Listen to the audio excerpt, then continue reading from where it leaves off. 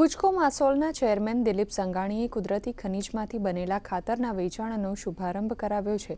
આણંદ કૃષિ યુનિવર્સિટીના 100 પેજના research report અને જોર્ડનની કંપની સાથે થયેલા MOU બાદ તૈયાર થયેલું આ ખાતર હવે આખા દેશના ખેડૂતોને ઉપલબ્ધ કરાવવામાં આવશે। રાસાયણિક ખેતીના વિકલ્પ તરીકે તૈયાર થયેલી આ પ્રોડક્ટથી ઉત્પાદન વધશે અને ખેડૂતોને ગુણવત્તાયુક્ત અને પ્રાકૃતિક ખેતીમાંથી મોટી મદદ મળશે। ખેડૂતોની આવક વધારવા માટે કેટલા સમયથી પ્રયાસો કર્યા। MSCના ધોરણે કરોડો રૂપિયા ખેડૂતોને ભાવ વધારો આપીને પડતર કિંમત કરતાં 1.5 ગણી કિંમત આપીને પ્રયાસો કરે છે।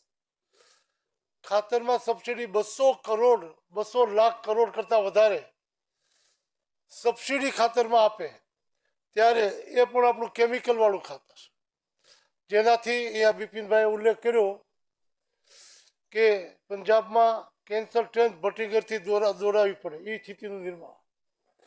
આવી જ બધી પરિસ્થિતિ જ્યારે દેશમાં થઈ રહી છે ત્યારે આજે શુદ્ધતા સાથે ખેતી થઈ શકે, પ્રાકૃતિક ખેતી થઈ શકે એવું આયોજન ગયા વર્ષના પ્રયોગશાળા પછી સફળતાપૂર્વકનું આ આયોજન કરવામાં આવ્યું।